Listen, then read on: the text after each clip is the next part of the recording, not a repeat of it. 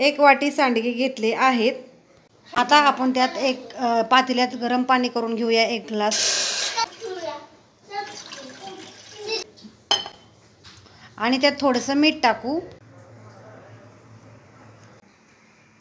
आता पाणी गरम झाल्यानंतर खाली उतरून घेऊ आणि त्यात हे सोयाबीन 1 वाटी टाकू आणि भिजत ठेवू। आता हे सांडगे भिजलेले आहेत। आता हे सांडगे आपण पिळून ह्या वाटीत काढून घेऊ। चला, अशाच पद्धतीने आपण सगळे सांडगे या वाटीत काढून घेऊया।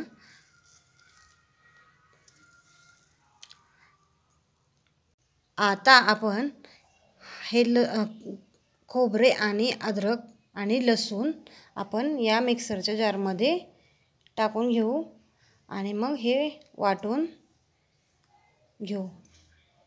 आता आपण ह्या टोमॅटोचं मिक्सरच्या जारमध्ये बारीक पेस्ट करून घेतलेली आहे। आता आपण ह्या कढईमध्ये तेल ओतू आणि गरम होण्यासाठी ठेवू। तेल गरम झाल्यानंतर ना आपण मोहरी टाकणार आहोत। आता आपण मोहरी टाकली आहे। तडकल्यानंतर ना जिरे टाकणार आहोत आणि मग ते तळल्यानंतर ना कांदा आपण टाकून घेणार आहोत आणि हलवून घेणार आहोत। आता कांदा आपण चांगला परतून घेऊ। आता आपण यात लसूण अद्रक खोबरं वाटलेलं आहे का ते टाकणार आहोत आणि चांगलं त्याला भाजणार आहोत, लाल होईपर्यंत, ब्राऊन कलर येईपर्यंत।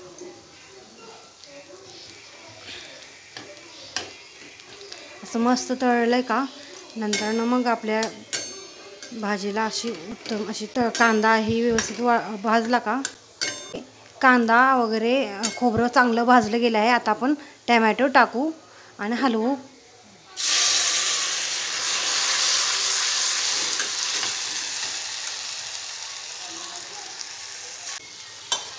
आता आपण यामध्ये काळं तिखट टाकणार आहोत आणि व्यवस्थित हलवून घेणार आहोत।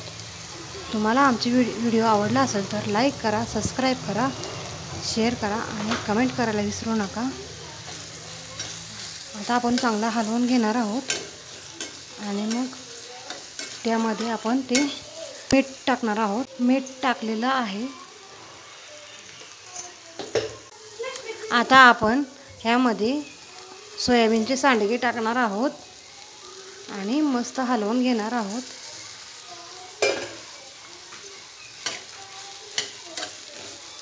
असं हलवून आपल्या भाजीला व्यवस्थित परतणार आहोत। आता आपण पाणी आणि थोडंसं कोथिंबीर टाकलेलं आहे। आता व्यवस्थित शिजवून देऊ। आता आपण थोडासा गरम मसाला टाकणार आहोत आणि हलवून घेऊ। अशा पद्धतीनं सांडग्याची भाजी तयार झाली आहे। अशा पद्धतीनं आपली सांडग्याची भाजी तयार झाली आहे। कशी वाटली ते तुम्ही कमेंटमध्ये सांगा।